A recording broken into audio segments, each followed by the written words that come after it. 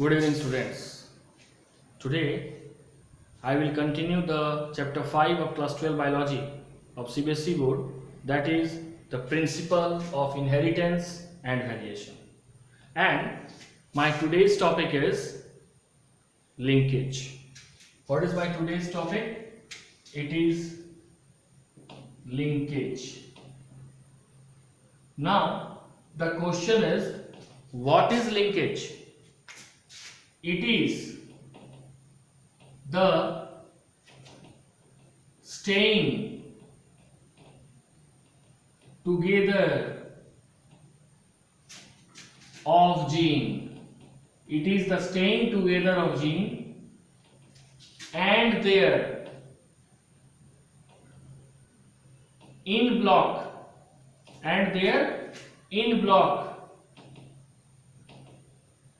inheritance. In block means all together. In block inheritance from generation to generation. ठीक है, तो what is linkage? Staying together of gene and their in block inheritance. In block means एक साथ सभी gene एक generation से दूसरे generation में ट्रांसफर होता है.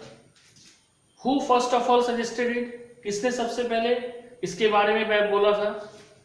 It was first of all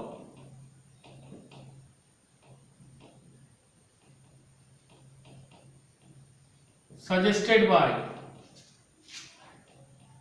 Sutton and Boveri 1902. सबसे पहले इसको कौन सजेस्ट किया? सटन एंड बोवेरी ने 1902 में. क्यों सजेस्ट किया? Because of the presence of numerous gene within a limited chromosome number. क्योंकि दोनों ने पाया कि क्रोमोसोम का नंबर तो फिक्स्ड है, लेकिन हर एक क्रोमोसोम में एक से ज्यादा जीन है, यानी जीन का नंबर क्रोमोसोम से ज्यादा है. ठीक है. मॉर्गन, फिर थॉमस एंड मॉर्गन, जिन्होंने इसके ऊपर सबसे ज्यादा रिसर्च किया था. मॉर्गन इन 1910 डिस्टिंग्विश्ड, मतलब डिफरेंशिएट किया लिंक्ड जीन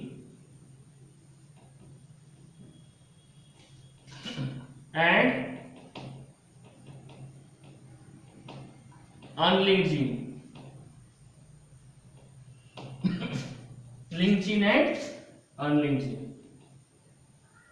सबसे पहला क्वेश्चन है लिंक्ड जीन क्या है? ये जो लिंक्ड जीन है, इट डज नॉट शो, ये क्या नहीं दिखाता है? It does not show independent assortment. ये इंडिपेंडेंट असॉर्टमेंट शो नहीं करता है. ठीक है. और जब ये इंडिपेंडेंट असॉर्टमेंट शो नहीं करता है, बट रिमेन टुगेदर, एक साथ रहता है सभी gene, and inherited in block. In block का मतलब होता है एक साथ. In block from one generation to another. ये जो लिंक्ड जीन है, इसका डाइहाइब्रिड रेशियो है 3:1, और इसका जो टेस्ट क्रॉस रेशियो है ये है 1:1. ठीक है. जबकि जो अनलिंक्ड जीन है इसका पूरा उल्टा, इट सो इंडिपेंडेंट असॉर्टमेंट, ये इंडिपेंडेंट असॉर्टमेंट को शो करता है। क्यों शो करता है?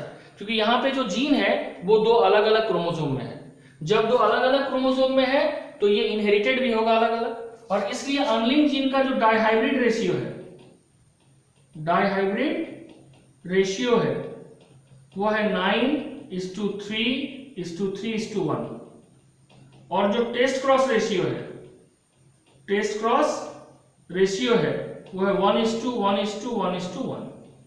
ठीक है, तो ये दोनों में डिफरेंस है कि लिंक्ड जीन में इंडिपेंडेंट असॉर्टमेंट शो नहीं होता है, अनलिंक्ड जीन में इंडिपेंडेंट असॉर्टमेंट शो होता है। लिंक्ड जीन में सभी जीन एक साथ रहते हैं और एक साथ ट्रांसफर होते हैं from one organism to another. Unlinked gene में जीन अलग अलग क्रोमोसोम में है तो नेचुरल बात है कि इनहेरिटेड भी अलग अलग हो सकता है। इसका डाइहाइब्रिड रेशियो लिंक्ड जीन का 3:1 है, अनलिंक्ड जीन का डाइहाइब्रिड रेशियो 9:3:3:1 है। लिंक्ड जीन का टेस्ट क्रॉस रेशियो 1:1 है, अनलिंक्ड जीन का टेस्ट क्रॉस रेशियो 1:1:1:1 है। ठीक है, ये हो गया डिफरेंस। इसके बाद हम पढ़ेंगे what is linkage group.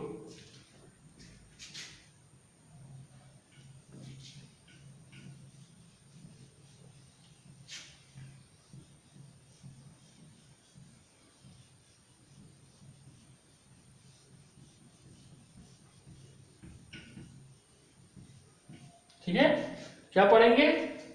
What is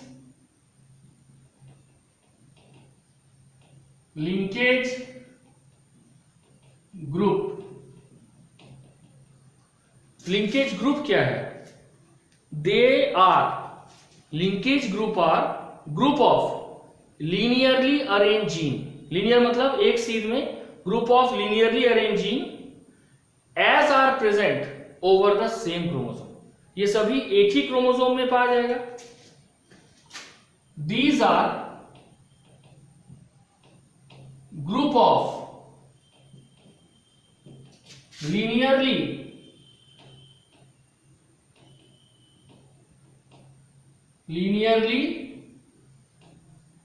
arranged gene. क्या है? Group of linearly arranged gene as are found in same chromosome। ये सेम क्रोमोसोम में पाया जाता है। क्या है? Group of linearly arrange gene है जो कि सेम क्रोमोसोम में पाया जाता है। ठीक है, उसके बाद one linkage group found in one chromosome. एक क्रोमोसोम में एक लिंकेज ग्रुप पाया जाता है। अब अगर होमोलोगस क्रोमोसोम पेयर हुआ तो in a homologous chromosome pair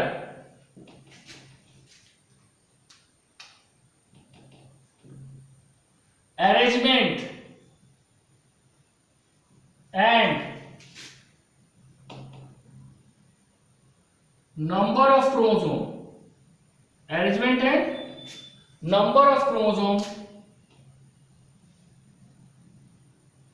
remains the same.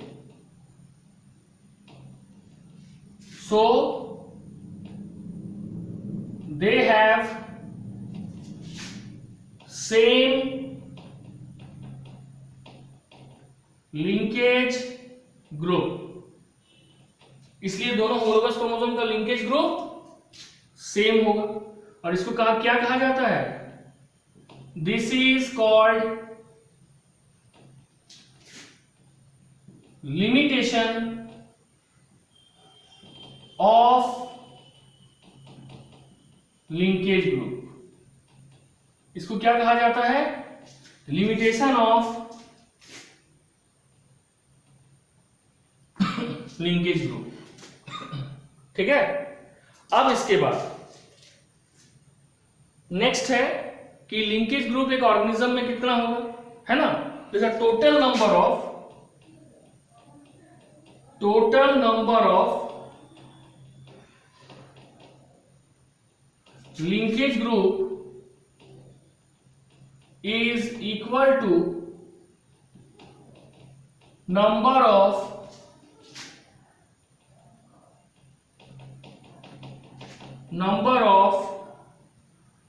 homologous chromosome pair in a diploid organism। यानी अगर ह्यूमन में 23 पेयर ऑफ क्रोमोसोम है तो ह्यूमन में टोटल लिंकेज ग्रुप भी 23 ही होगा। समझ आया मेरा बात?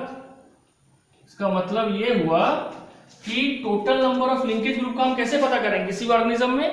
तो total number of linkage group is equal to number of homologous chromosome pair. किसमें? In a diploid organism. जैसे हम लोग में कितना है 46 क्रोमोसोम, तो 46 को जोड़े में बनाए तो कितना होगा 23 पेयर। तो 23 pair is equal to 23 linkage group. ठीक है, ये हो गया लिंकेज ग्रुप का। अब इसके बाद है chromosomal theory of linkage.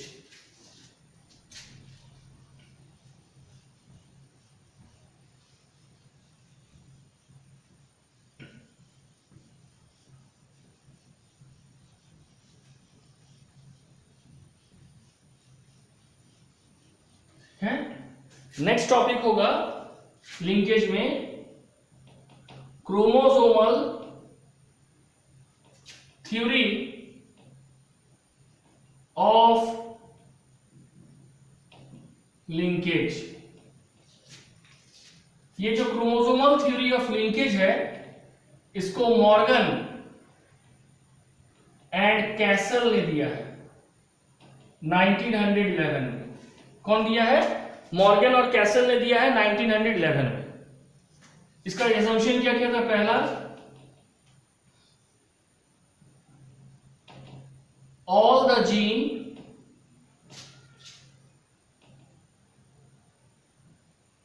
which are linked stay together, और जो भी जीन लिंक्ड है वो हमेशा एक साथ रहेगा and inherited as such from one generation to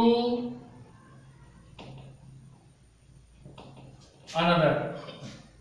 Second, linked genes are linearly arranged। जो लिंक जीन है ये लिनियरली अरेंज्ड होगा, एक ही सीध में एक ही क्रोमोसोम में रह जाएगा। थर्ड लिखेंगे linked gene are found on the same chromosome. Link gene कहां पाया जाएगा? सभी लिंक जीन एक ही क्रोमोसोम में पाए जाएंगे। ठीक है, नेक्स्ट लिनियरली अरेंज भी हो गया। अब जो लिंक जीन्स है, genes occupies a specific position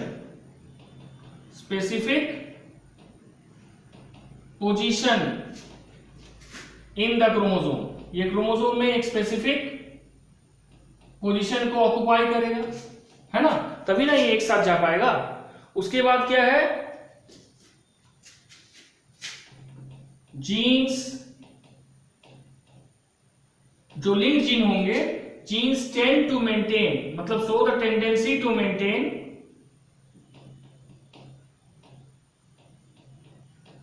parental combination, tendency to maintain parental combination generation after generation generation. और इसका लास्ट था strength of linkage is inversely proportional to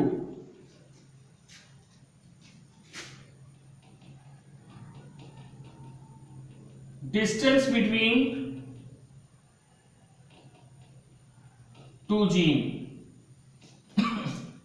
strength of linkage जो है ये इनवर्सली प्रोपोर्शनल है distance between the two gene. मतलब अगर दो जीन के बीच का डिस्टेंस मैक्सिमम है तो स्ट्रेंथ ऑफ लिंकेज मिनिमम होगा, और दो जीन के बीच का डिस्टेंस अगर मिनिमम है तो स्ट्रेंथ ऑफ लिंकेज मैक्सिमम होगा। यानी लिंकेज का डिस्टेंस ऑफ जीन से लेना देना है।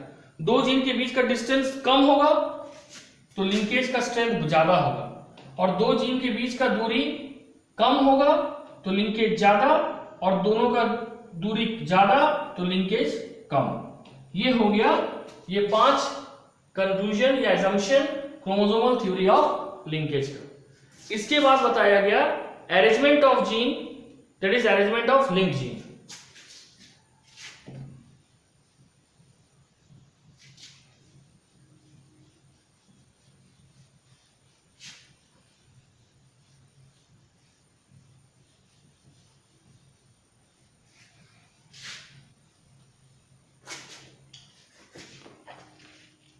Arrangement of linked gene,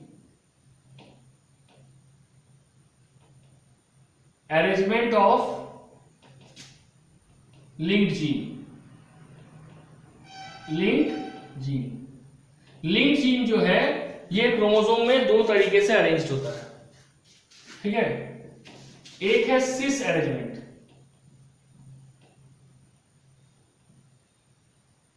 और दूसरा है ट्रांस अरेंजमेंट, ठीक है।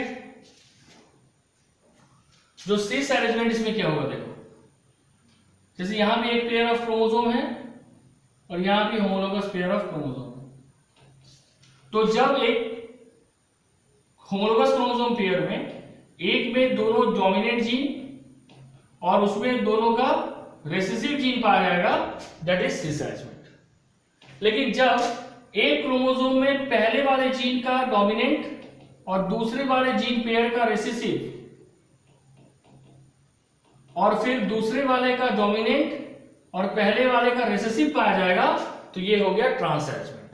लिंक्ड में एक क्रोमोसोम में दोनों डोमिनेंट, एक क्रोमोसोम में दोनों रिसेसिव। ट्रांस अरेंजमेंट में एक क्रोमोसोम में एक का डोमिनेंट दूसरा का रिसेसिव और दूसरे वाले में दूसरा का डोमिनेंट पहले वाले का रिसेसिव। ये हो गया ट्रांस अरेंजमेंट। अब टाइप्स ऑफ लिंकेज, ठीक है। तो टाइप्स ऑफ लिंकेज में दो होगा, एक कंप्लीट लिंकेज और एक इनकम्प्लीट लिंकेज।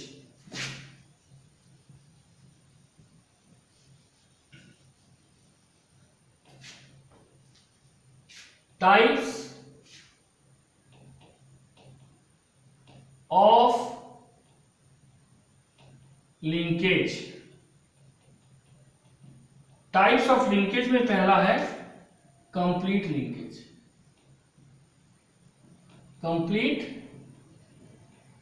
लिंकेज देखो क्या है कंप्लीट लिंकेज। बोला गया इट इज अ लिंकेज और group of gene on the same chromosome. It is a linkage और group of gene on a chromosome which is not altered as is inherited as such from one generation to another generation। तो क्या होगा, it is a linkage or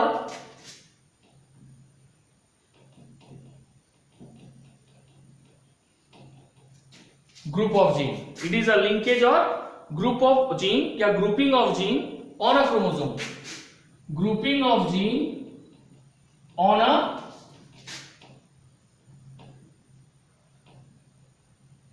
chromosome which is inherited का मतलब transfer, which is inherited as such, जैसे वो है वैसे ही वो इनहेरिटेड होगा from one generation to another, from one generation to another without any crossing over, बिना किसी क्रॉसिंग ओवर। ठीक है, क्लियर। तो कंप्लीट लिंकेज क्या है? ये एक ऐसा लिंकेज है या ग्रुपिंग ऑफ जीन है क्रोमोसोम में जिसमें सभी जीन एक साथ इनहेरिटेड होता है as such from one generation to another, और जिसमें कोई क्रॉसिंग ओवर नहीं होता है। It is rare and found in, इसमें कहा जाएगा found in male drosophila, male drosophila. Male drosophila कौन सा कैरेक्टर लिया गया? Red eye normal wing, purple eye vestigial wing. Red eye normal wing,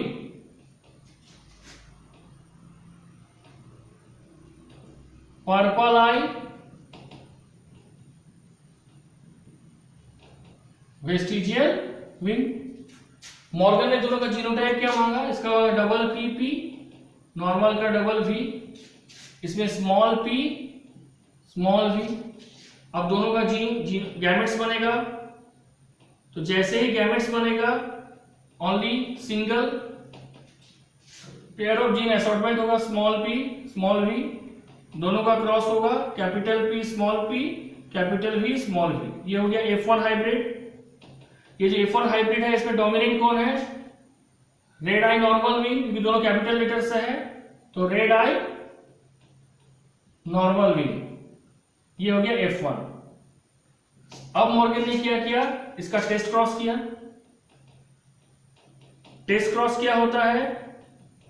जब F1 हाइब्रिड का क्रॉस रेसेसिव पेरेंट से होता है, तो F1 हाइब्रिड ये है और रेसेसिव पेरेंट है small P small P small V small V.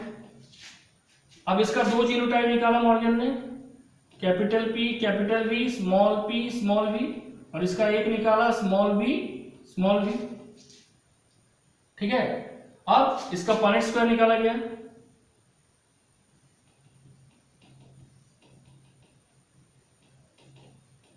Small P small V, तो capital P small P capital V small V, small P small P small V small V. तो ये क्या हो जाएगा? ये हो जाएगा red eye normal wing, red eye normal wing, और ये क्या हो जाएगा? पर्पल आई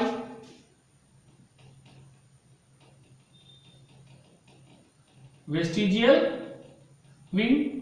तो रेशियो होगा 1:1, क्योंकि यहां पे दोनों पैरेंटल कैरेक्टर ही रहेगा, न्यू कॉम्बिनेशन ऑफ कैरेक्टर होने का चांस है ही नहीं, क्योंकि new combination of character, new character आने के लिए क्या चाहिए? क्रॉसिंग ओवर चाहिए, और क्रॉसिंग ओवर यहां पे नहीं होता है। ठीक है, तो ये हो गया कंप्लीट लिंकेज। अब नेक्स्ट है incomplete linkage.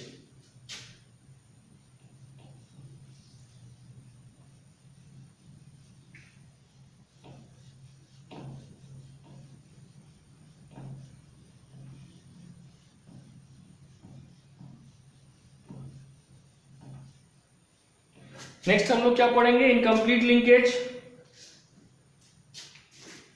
Incomplete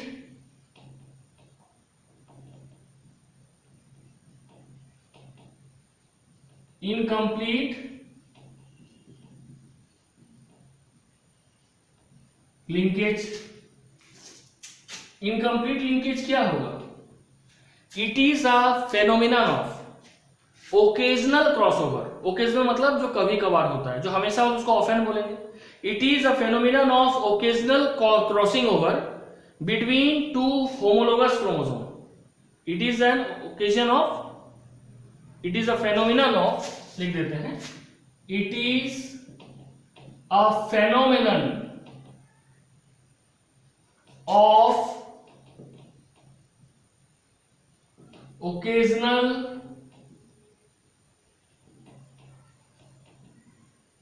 crossing over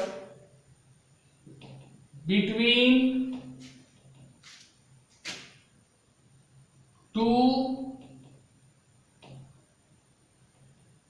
homologous chromosome.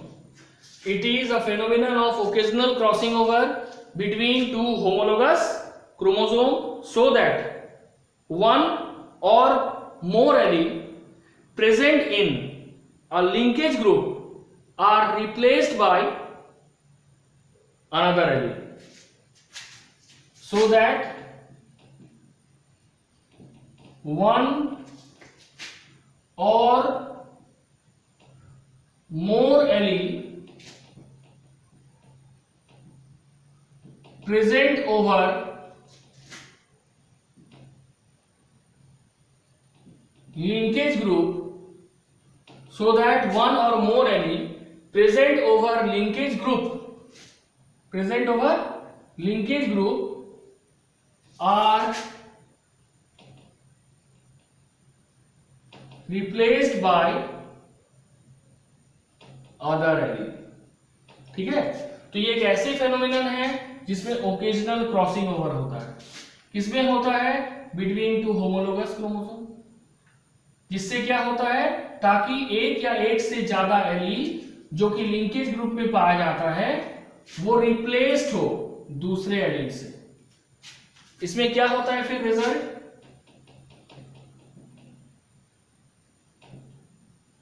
जो पेरेंटल एलील है वो हमेशा, या पेरेंटल ट्रेट है वो हमेशा 25% से ज्यादा होगा, और हर एक रिकॉम्बिनेंट टाइप हमेशा 25% से कम होगा.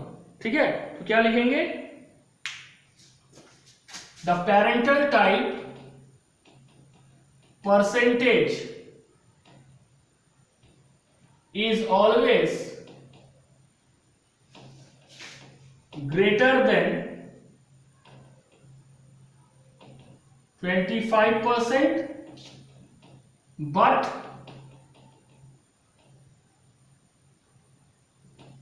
recombinant type percentage is always less than 25%. Parental type जो भी आएगा कैरेक्टर वो हमेशा 25% से ज्यादा, और जो न्यू कॉम्बिनेशन ऑफ कैरेक्टर आएगा वो हमेशा 25% से कम. ऐसा रिजल्ट क्या होगा कि जो तुम्हारा पेरेंटल टाइप है वो हमेशा 50% से ज्यादा होगा ओवरऑल, और जो रिकॉम्बिनेंट टाइप है वो हमेशा 50% से कम होगा. ठीक है, so the parental type is always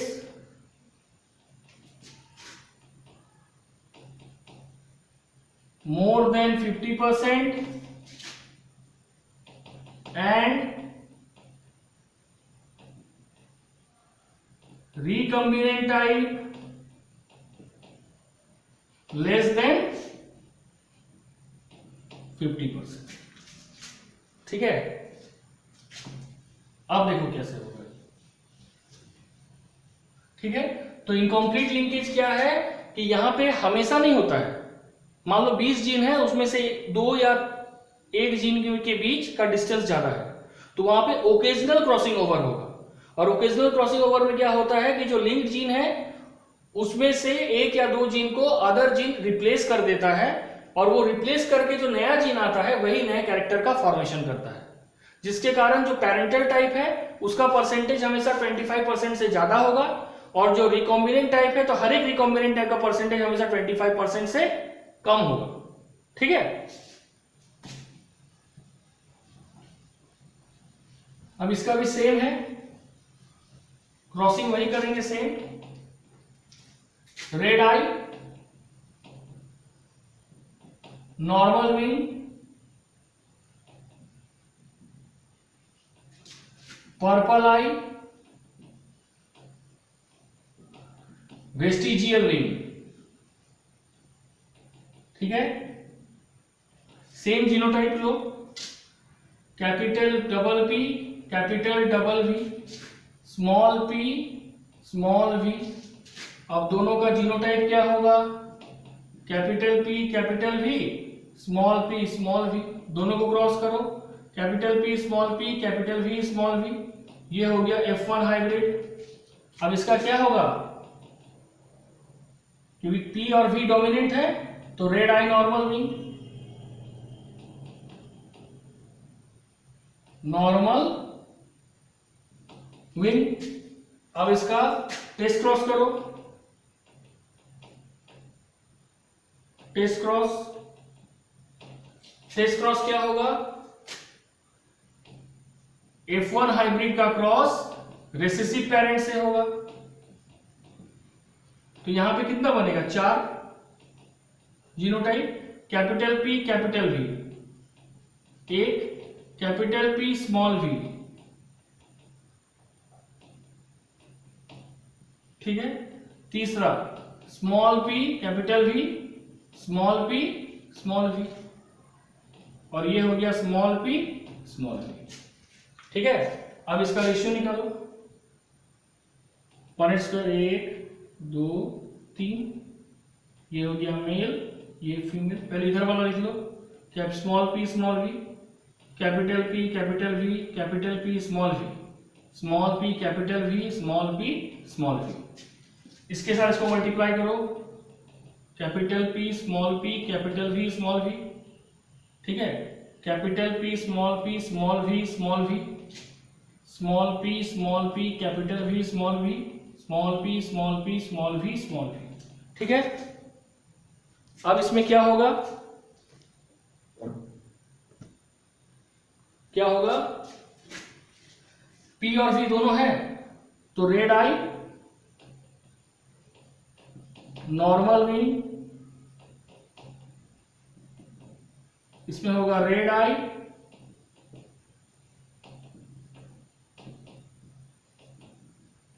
vestigial wing, क्योंकि वी दोनों स्मॉल है तो वी किसका है? वेस्टिजियल का। अब दोनों स्मॉल पी है तो purple eye, purple eye, V capital है, नॉर्मल विंग, नॉर्मल विंग। और यहां पे हो जाएगा पर्पल आई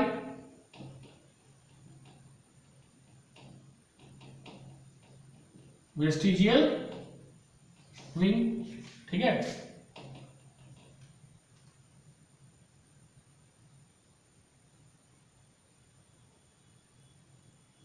देखो रेशियो क्या होगा? 7:1:1:7। ठीक है, क्योंकि ये और ये पेरेंटल टाइप है और ये दोनों रिकॉम्बिनेंट टाइप है। तो ये जो यहाँ पे जो लॉ है, देखो यहाँ का इसका जो रेशियो है इनकम्प्लीट लिंकेज का, ये डेविएट कर रहा है मेंडल के थर्ड लॉ से। इसका रेशियो था 9:3:3:1, यानी जिसमें इंडिपेंडेंट असॉर्टमेंट था। इसका कारण है कि जब हम लोग इंडिपेंडेंट असॉर्टमेंट पढ़े थे तो हर एक रिकॉम्बिनेंट का भी परसेंटेज 25% था, लेकिन यहाँ पे जो रिकॉम्बिनेंट का परसेंटेज है वो 25% से नीचे होता है। ठीक है, और उसमें हर एक पेरेंटल कैरेक्टर का भी परसेंटेज इंडिपेंडेंट असॉर्टमेंट में 25% था, लेकिन यहाँ पे जो पेरेंटल कैरेक्टर है इसका हर एक पेरेंटल कैरेक्टर का परसेंटेज मोर देन 25% है। इसी कारण से इसमें ये जो लॉ ऑफ इंडिपेंडेंट असॉर्टमेंट है उससे इसके रेशियो में डेविएशन हुआ और ये रेशियो हो गया इनकम्प्लीट लिंकेज का 7:1:1:7। ठीक है, हम दो और एग्जांपल्स के बारे में बात अभी करते हैं जो एनसीईआरटी बुक में दिया हुआ है। ये भी है लेकिन एनसीईआरटी में वो डायग्राम बेसिस में दिया हुआ है और हम डायग्राम बेसिस में ही उसको डिस्कस करेंगे।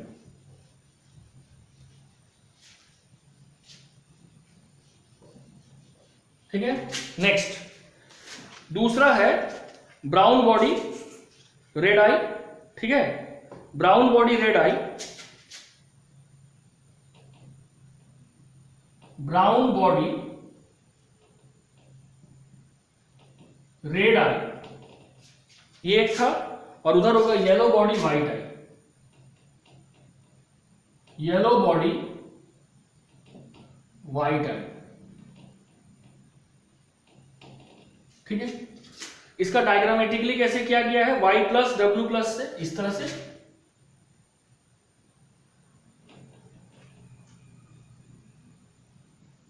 y प्लस डब्ल्यू प्लस, ये हो गया ब्राउन बॉडी का, ये रेड आई का, और इसमें दोनों हो जाएगा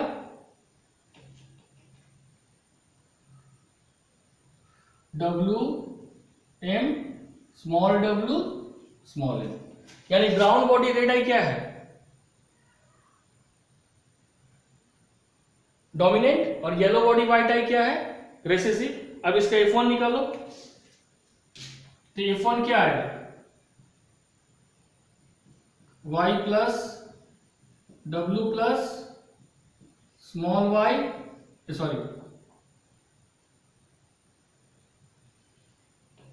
डब्ल्यू, ठीक है, और y, ये थोड़ा ज्यादा हो गया, y और w। अब इसका फिर मॉर्गन ने किसके साथ क्रॉस करवाया, y w और ये। ठीक है, अब इसका 4 वैरायटी है, क्या क्या वैरायटी है देख लो, ब्राउन बॉडी रेड आई,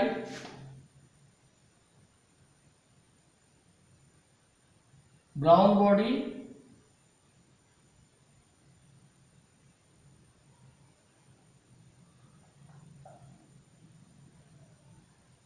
व्हाइट आई, उसके बाद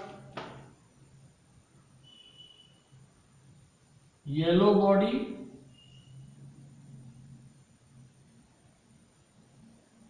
रेड आई, फिर आ जाएगा येलो बॉडी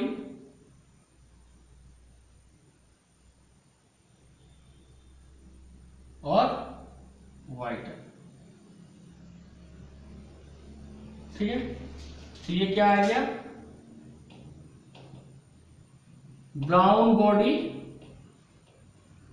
रेड आई, ये हो गया ब्राउन बॉडी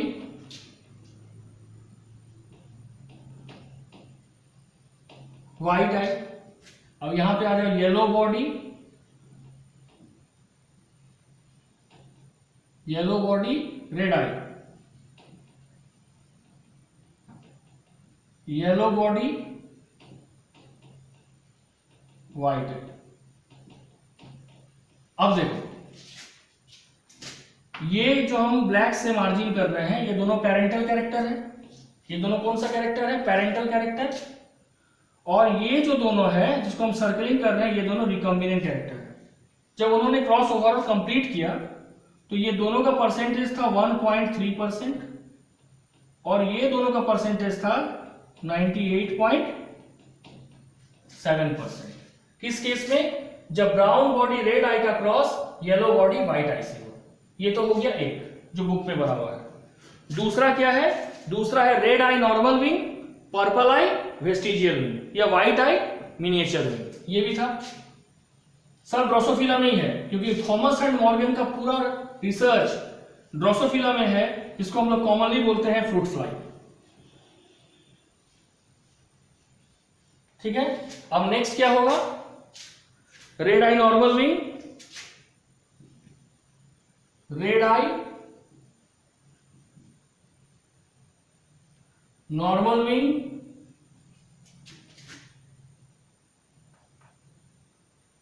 व्हाइट आई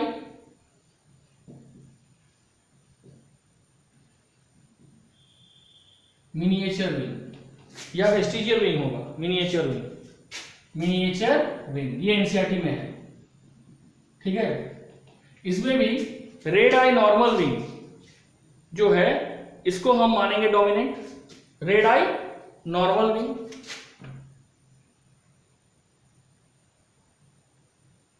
W plus M plus.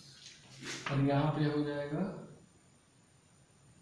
WM WM। ठीक है, वाई टाइप मिनिएचर विंग। अब इसमें क्रॉस होगा तो क्या आएगा,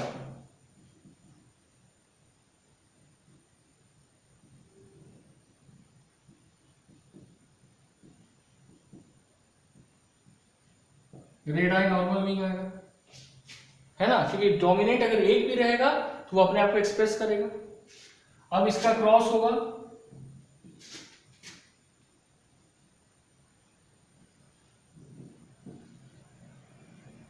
ठीक है, हाइब्रिड कैरेक्टर से, टेस्ट क्रॉस, रेसी पेरेंट से। अब इसके बाद क्या होगा, फिर इसमें 4 आएगा,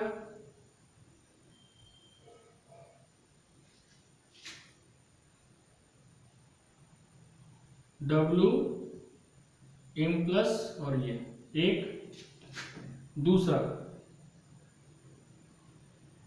W plus M plus,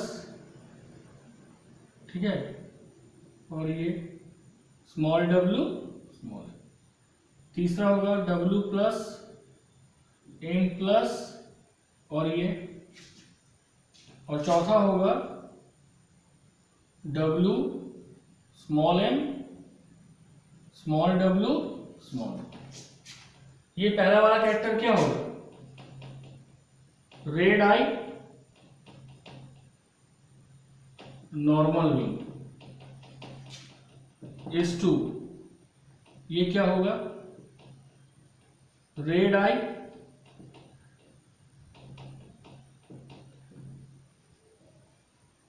miniature wing. तीसरा क्या होगा, वाइट आई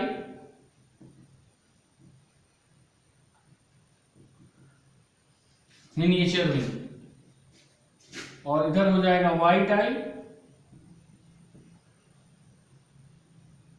ठीक है, ये वाइट आई मिनिएचर विंग नहीं होगा, ये होगा वाइट आई नॉर्मल विंग, और ये हो जाएगा वाइट आई मिनिएचर विंग।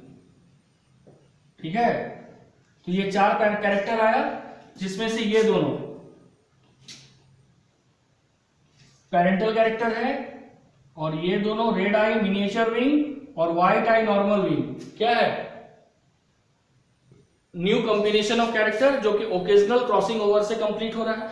इसका परसेंटेज कितना होगा, ये दोनों का परसेंटेज हो जाएगा 37.2%, ठीक है, और दोनों पेरेंटल कॉम्बिनेशन का हो जाएगा 62.8%।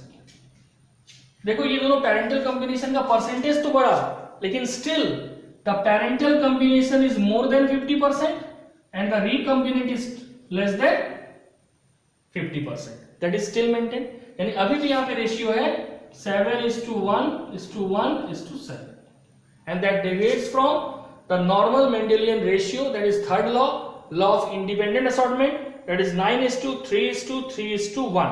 ठीक है, अब कौन कौन से फैक्टर के ऊपर लिंकेज डिपेंड करता है। पहला डिस्टेंस, अगर जैसे ये क्रोमोसोम है, अगर यहां पे ये जो जीन इसके बीच का डिस्टेंस मिनिमम है तो लिंकेज ज्यादा होगा। एज, जैसे जैसे एज इंक्रीज होगा क्रोमोसोम में लिंक जो जीन है वो क्लोजली आएगा।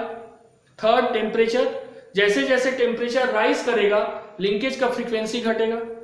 फोर्थ, एक्सरे, अगर एक्सरे का क्रोमोसोम के साथ कोलाइडमेंट होगा तो ऑटोमेटिक जीन का फ्रीक्वेंसी, जीन जो है अपार्ट होगा और लिंकेज का फ्रीक्वेंसी घट जाएगा। उसके बाद है sex, the sex having homomorphic chromosome, उसमें लिंकेज का फ्रीक्वेंसी ज्यादा होगा। The sex having homomorphic chromosome have more chances of linkage. ठीक है, उसके बाद है केमिकल, सर्टेन केमिकल्स है जो लिंकेज को क्या करता है, घटाता है और फ्रीक्वेंसी ऑफ क्रॉसिंग ओवर को बढ़ाता है। ठीक है, बिकॉज दैट कॉज म्यूटेशंस। तो पहला हो गया डिस्टेंस, दूसरा हो गया एज, तीसरा हो गया सेक्स जिसमें होमोमॉर्फिक क्रोमोसोम है, चौथा हो गया temperature, rise in temperature linkage के परसेंटेज को घटाता है, पांचवा एक्सरे, एक्सरे लिंकेज को वीक करता है, and the sixth is chemical. Okay, these all are the factors which influence linkage in an organism. ठीक है, ओके, और नेक्स्ट क्लास में हम लोग पढ़ेंगे crossing over. That's all for today. Thank you.